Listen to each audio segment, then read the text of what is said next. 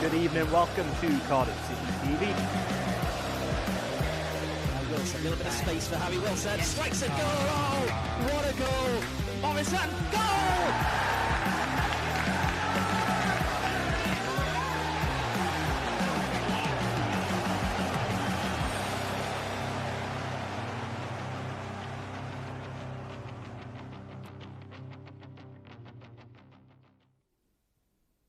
Welcome to Cardiff City TV on this glorious, if not slightly chilly Easter Monday. We hope all of our viewers at home had a lovely Easter and have managed to enjoy a nice long weekend break.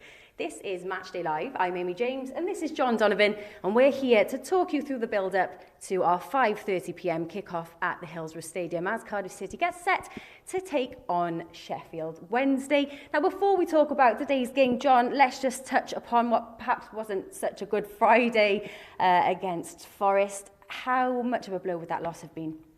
It's a huge blow in a number of different facets, Amy.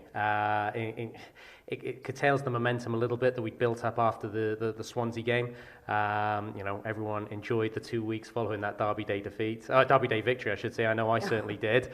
A Derby Day defeat of Swansea. And then, you come off that and Mick McCarthy was talking about he thought the intensity might drop. He was worried about a slow start, and it came to fruition. So the momentum has been curtailed a little bit there. We haven't really got much margin for error because of what happened earlier in the season. So while Mick McCarthy and the guys on the field have done a great job, every loss feels like a body blow because of the fact we are playing catch-up.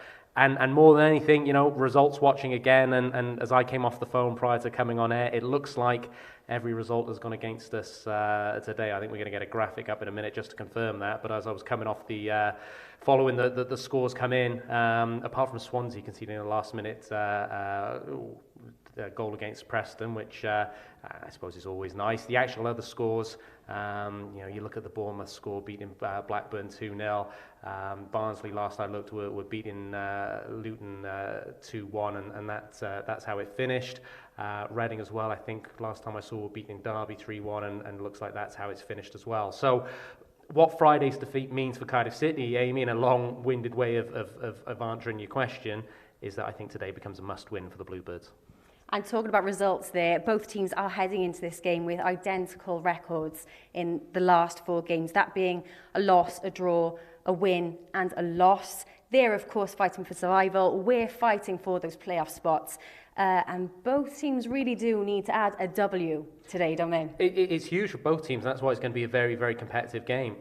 Wednesday, they haven't quite had the new manager bounce under Darren Moore, but apparently, according to the media, they've been playing some nice football. Beat Barnsley. Should have got something from the game at Watford on Saturday away, and that's always a tough place to go, Vicarage Road. So whilst they haven't had that new manager bounce, there's positive sounds coming out of Hillsborough, and yeah, they're bottom of the table, but of course they had that points deduction early in the season. It's almost like an us against the world mentality up there. So I expect them to be a very, very good, difficult opponent for Cardiff City today, fighting and scrapping for everything.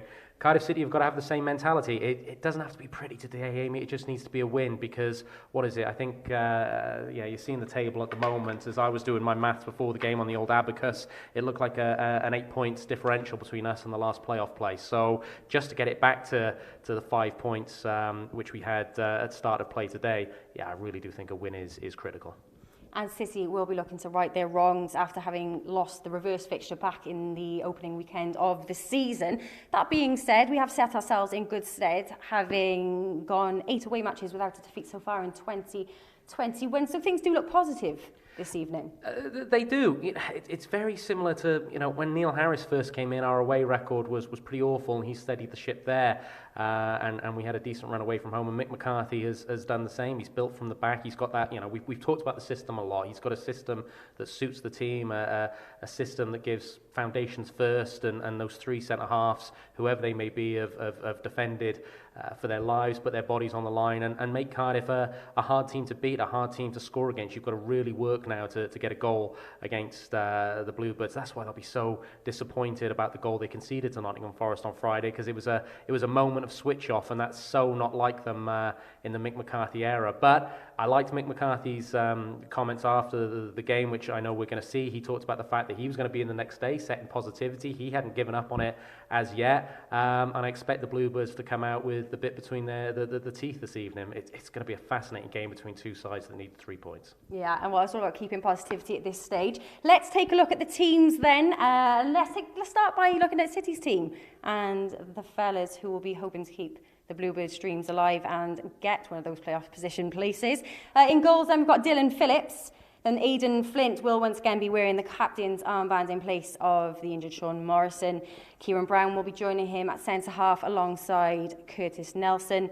Tom Sang there at right wing-back. Joe Riles at left wing-back. Will Vokes and Marlon Pack holding at midfield with Leandro Bacuna and Johnny Williams. And, of course, Kiefer Moore up front. On the bench for the Bluebirds, we have Alex Smithies, Max Waters, Harry Wilson, Shay Ojo, Mark Harris, Junior Hoylett, Perry NG, and Ruben Colwill. John, if you'll do us the honours of talking us through the Wednesday team. I certainly will, Amy. Just a point on Johnny Williams going in, though. I like Mick McCarthy. I like the mentality of a player earning their shirt and going in and getting their place on merit. And I thought Johnny Williams, when he came off the bench on Friday, brought a spark to Cardiff City. So I'm glad to see Mick McCarthy reward him. Sheffield Wednesday, well, they've similarly been lining up with 3 centre-halves lately since Darren Moore has come in and then sort of varied their shape or varied personnel in front of those 3 centre-halves. Tonight, they again go with that setup of the 3 centre-halves, and we'll start with Joe Wildsmith in goal, a back three of Julian Borner, Tom Lees, and Ozays Hojid, a 2-pronged holding midfield of Sam Hutchinson, who's back in favour, and Barry Bannum. Adam Reach, very creative player, will play left wing back, always gets good delivery into the box. He's on the left-hand side, Liam Palmer on the right. And then it could be a little bit of rotation up front. Jordan Rose will certainly lead the line. At the moment, we've got ex-Bluebird favourite Callum Patterson playing directly alongside him, or he could drop in and mirror the Cardiff City shape and have Patterson and Windass playing behind Rhodes. But for their precarious position at the foot of the table, Amy, there's some good players in that Sheffield Wednesday side, and they're going to cause problems for Cardiff tonight. Right, okay, so let's hear next from the gaffer who spoke over the weekend about what went wrong against Forest on Friday. Look, there's not a lot been going wrong. And I'm talking about a 45-minute performance where we haven't played as well as we have in the past, or the past 2 months. And yet another 45-minute performance where I thought it was pretty good in the second half. Whether we did enough to create any clear-cut chances to earn something, I don't know. But they've barely had a shot at goal in the second half. We were certainly the better team. So yeah, we'll go to Sheffield Wednesday and try and replicate the second half and not the first half. Not at all. I said to them afterwards, I'm disappointed. They're disappointed. It's what you do with that disappointment. You know, we've got to get back in tomorrow morning. The ones who haven't played will train. The ones who have played will recover. And it depends how deeply you let it sit. And I certainly be back at it tomorrow, making sure that we've got a positive atmosphere around the place.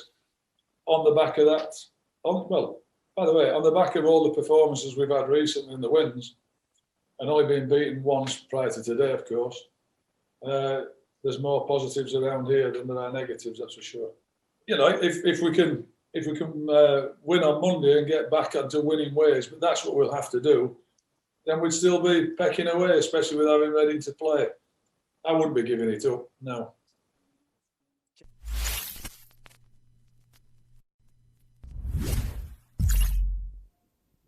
And that, of course, was Mick McCarthy, who sounded very optimistic that our chances of getting the playoffs will still be alive should we get all 3 points this evening. Now, we should be joined by Ashley James, who is at Hillsborough. There he is, Ash. Happy Hello. Easter. Thank you. And you? Right, Ash, against a team who have lost 8 out of the 10 last games, can we be hopeful of a win this evening? I think we're going to have to be positive. I think fans are going to have to stay positive, and the players are going to have to be positive this evening because we need a quick start. If you think this is not a team who we've done well against in recent years, we've got the 1 win in 10 against them. Ironically, that's also the Sheffield Wednesday's current form, 1 win in 10 for them. And as John said, I was watching you before, results haven't mirrored that, but they have actually played better in recent weeks, a little bit better than the results can attest to. But it's 1 win in 10 for them. It's 1 win in 10 for Cardiff against Sheffield Wednesday, and that 1 win obviously coming in last season away from home, and Cardiff started really well in that game, got those early goals from Glatzel and Hoylett, and that's exactly what we're going to have to do today, really fire out of the blocks, because that was badly missing at the weekend. Ash, you and I both play Armchair Manager, and I sent you my predicted team before the game. Didn't quite get it right. I did have Johnny Williams coming in. You surprised that Harry Wilson has dropped out? And my question is really about Leandro Bacuna, in that I still feel he's having to kind of be a square peg in a round hole. I think he can play that attacking position, as do you, but maybe from a midfield three darting forward. A lot of the time at the moment he's playing with his back to goal and doesn't always look as comfortable. So thoughts on that change? Bacuna staying in, Wilson coming out? Yeah, I'm not surprised that Johnny Williams comes in. Like you, I thought he looked lively off the bench. But then again, I am a little bit surprised that Harry Wilson dropped out, because I actually thought Harry Wilson, look, he didn't influence the game as much as he would have liked to on Friday, but I thought he was lively. I thought he pressed well from the front, and I thought invariably in open play, I thought when Cardiff looked their best, it was when he was able to just link up with Marlon Pack, maybe just manipulate a little bit of space. We saw that couple of little bursts from him in midfield where he was just able to put his foot on the throttle and sail past the defender, and I thought he did look like our most dangerous player from open play on Friday. So I was half expecting those two to play as maybe that double pivot in the 10 position. We know what Williams is going to bring. He's going to be energetic. He's going to try and get on the ball in dangerous areas and dictate play and run at defenders. But that's going to come from the number 10 position. And I do think that puts an awful lot of onus on Leandro Bacuna this evening, to really make those runs in behind Kiefer Moore, because somebody's going to need to. Somebody's going to have to try and stretch this Sheffield Wednesday back three. We've talked about him in passing in our pre-game shows, but he's just putting together enough of a run of performances now. He probably deserves a segment to himself. Tom Sang, bearing in mind Perry and G came in and was a fan's hero, and Perry has done nothing wrong at all. Injury sort of knocked him out of the side, but Tom Sang's come in and grabbed his chance, and rather than just throw plaudits at him, specifically, Ash, you and I have talked about his composure, both in defensive and attacking situations. Yeah, and his composure in possession for me is self-evident. He looks like a central midfielder playing at right wing back at times. He's very confident at taking the ball in traffic. He's got that little drop of a shoulder, that little ability just to turn away from a defender and keep Cardiff in possession, keep possession ticking over. I think he'd be disappointed with a couple of his final balls on Friday, which was a miss. Certainly not the only guilty party in blue on afternoon. Mick McCarthy spoken himself with how frustrated he was at times with Cardiff's final ball. But there were a couple of scuffed crosses, and that's what's going to be important for Cardiff this afternoon. I do think that even though it's not their natural game, I think Sang and Joe Rolls are going to have to somehow manipulate opportunities to provide width for Cardiff, because I don't see Bacuna and Williams doing that from that position. And more importantly than trying to get down the side of this back three for Wednesday, I think it's so important that we try and force back the two wing backs from Sheffield Wednesday. Ash, turning our attention momentarily to Sheffield Wednesday. I know Amy's picked out a player, I picked out a couple as well. They haven't maybe had the new manager bounce that we thought they perhaps were going to have under Darren Moore, that we had under Mick McCarthy, but you and I have both read the same articles. They've been playing better in the last few weeks. So I'll let Amy jump in with her pick in first, because ladies first. Do you want to go? Well, John, you touched upon how many valuable players they have, which don't necessarily translate to their position in the league at the moment. But Ash, how important are players like Jordan Rhodes going to be for them this evening, and how much of a threat are they going to be against us? Yeah, he's a goal threat in a team that really lack natural, a lot of natural goal scorers. Josh Windass is leading the charts for them at the moment. He's now playing in a slightly more withdrawn role as a number 10. I really like Josh Windass. He's a well-rounded attacking player that can do a lot of everything pretty well. We know the strengths that Callum Paterson can bring, and it looks like he's going to go and play up top with Jordan Rhodes on this evening after momentarily on Friday resurrecting his right back career. He actually played as a right wing back on Friday, but he's gone back up top this evening. Patterson and Rhodes seem like a neat and tidy central striking partnership on paper, don't they? Rhodes needs that physical presence alongside him to play off. And we all know about Jordan Rhodes. He struggles to get himself into games at this level these days, but if afforded chances, he does have the quality to take them, and that's what a team like Sheffield Wednesday absolutely need in that. So, Ash, I've gone for the cliche too that you and I always speak about. First of all, I should say, tongue-in-cheek, hindsight's a wonderful thing. What would you give having Callum Paterson coming off the bench at the moment with Kiefer Moore? A little tired, shall we say. But the two players of real quality, I think, that make Sheffield Wednesday tick. Barry Bannon, 250 appearances now for the Owls. I'm surprised he hasn't got more Premiership games under his belt, although he has played a significant number. And Adam Reach, he seems to fall out of favour at Sheffield Wednesday, but every time you and I see him, delivery into the box, ability to go past a man, he can give Cardiff problems. Yeah, I'm a huge fan of Adam Reach, actually. I think a lot of Wednesday fans might point to the fact that I don't have to watch him playing every week and have to absolve him of some of his frustrations in order to do that. But I'm a huge fan of him whenever I do watch him play. Got a wonderful left foot of him, a rasping shot from distance, great crosser of the ball, and he's just busy and he works hard and he will do a job for you wherever you're lining up on the pitch. I've seen him play like he does this evening as a left wing back. I've seen him play as a centre midfielder at times, left wing, centre forward. He just does a job for you as a manager, and I think every team at the championship level needs somebody like that. So he's got real quality, and that's why it's so important that Tom Sang is able to provide some kind of width on the right hand side today, and a lot of that will mean just keep Adam Reach occupied defensively, force him backwards, because you don't want to allow Sheffield Wednesday opportunities to try and double up Cardiff on that left hand side, because Adam Reach can put the balls in the box, and we know from his time at Cardiff City, Callum Paterson can get his head on crosses and can make you pay. And the other one, sorry, Barry Bannon. Yeah. For me, Ash, and I'm asking you to play a guessing game here and throwing you under the bus a little bit, but you've been around a number of managers now. You've been around this squad. Do you get the sense that the players will have seen the results today? Do you get the sense Mick McCarthy would have perhaps spoken about it? If you were Mick McCarthy for a moment, would you tell players that it was a must-win? Would you let them know those results? Would you try and galvanise them that way, or would you just let them go out and play their natural game? I think they know, John. I think they know themselves. I think it just shows that you can't be results watching at this level, because Cardiff have largely got away with it, didn't they, in the last few weeks when we've dropped points.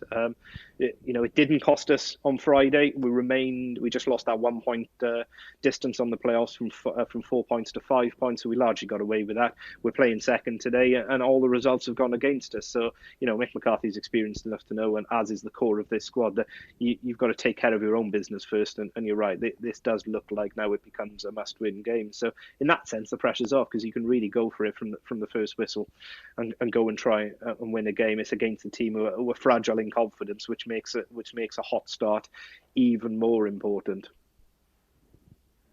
Right, that's it from us. Ash, very quickly, we all know it's a must-win game. Do you want to take a punt at the score? Absolutely not, no.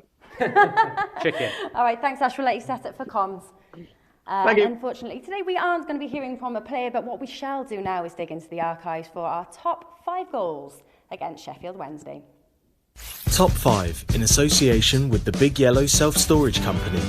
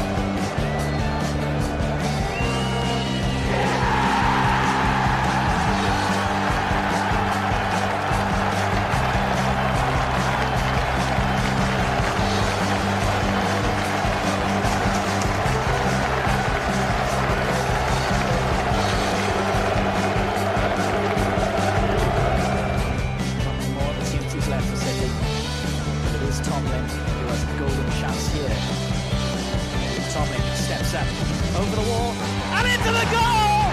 And Lee Tomlin has equalised for the Bluebirds! Back in the cross field.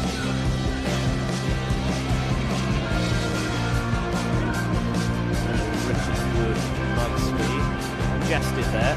That's needs to get involved.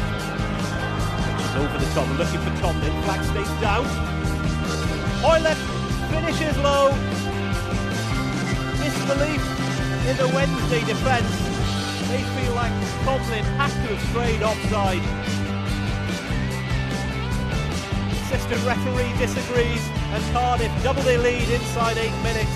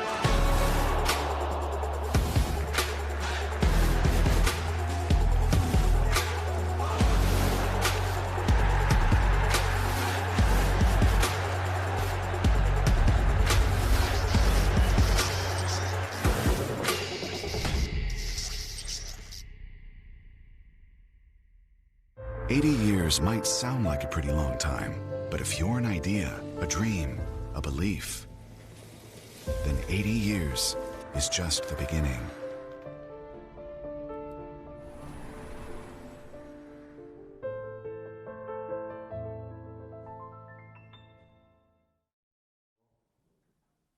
Well, there are just a few minutes until kick-off now at the Hillsborough Stadium. And that's it from us here in Cardiff. If you do want to join us for live commentary, don't forget to switch over to Cardiff City TV now. Otherwise, thanks from John and I will leave you in the capable hands of Mark and Ash at Hillsborough. Good evening, welcome to Cardiff City TV. Wilson, a little bit of space for Harry Wilson. Strikes a goal! Oh, what a goal! Morrison, goal!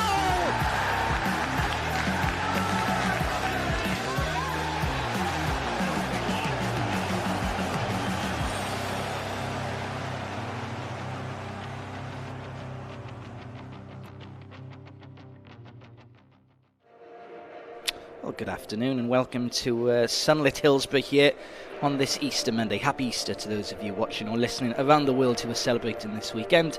Hopefully we'll have nice Easter treats to finish things off for you today here in Sheffield. The Bluebirds take on bottom of the league Sheffield Wednesday today. Results elsewhere have not been kind to Cardiff City this afternoon. This is the final championship fixture of the round. But Ash, it's is it too much of an exaggeration to say this is a must-win? No, I don't think it is, Mark. I think you're spot on there. And good afternoon. Happy Easter, everyone.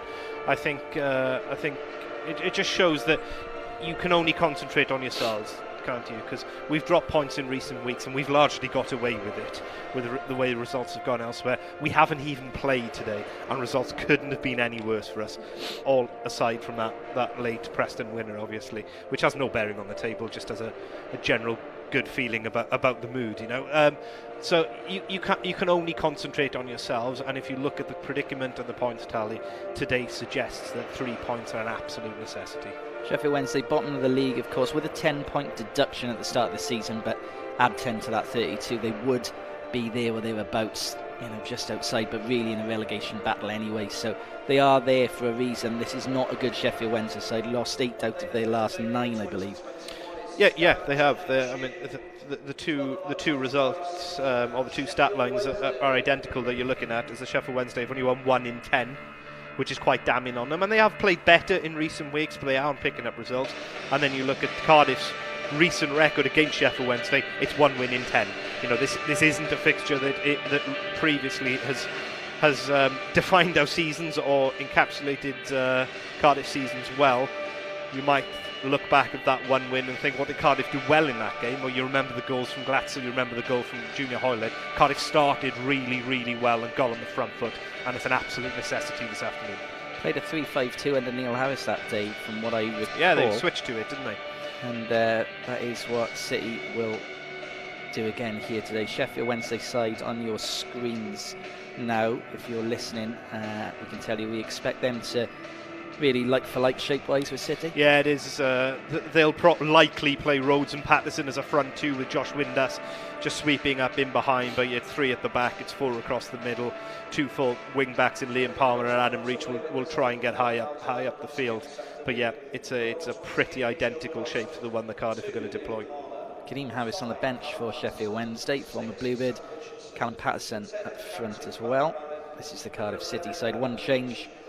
Johnny Williams in for his first start in City colours. He's part of the front three with Kiefer Moore and Leo Bakuna. It will be, as was the case against Forest, as forming that 3. Aidan Flint with the armband. Yeah, I'm a little surprised. I was asked the question, are you surprised to see Johnny Williams coming in? No, because I thought he looked lively at the weekend. I thought he did enough to warrant a start against, you know, when you consider that some of the others in that era are starting to underperform a little. Am I surprised that Harry Wilson's the one to drop out? Yes, I am, quite frankly, because I actually thought he was Cardiff's most likely to make something happen from open play on Friday. I am also slightly surprised that perhaps we didn't see Josh Murphy coming back in, because I look at their back line. The youngster Gorigi, he's got pace about him. Julian Boner and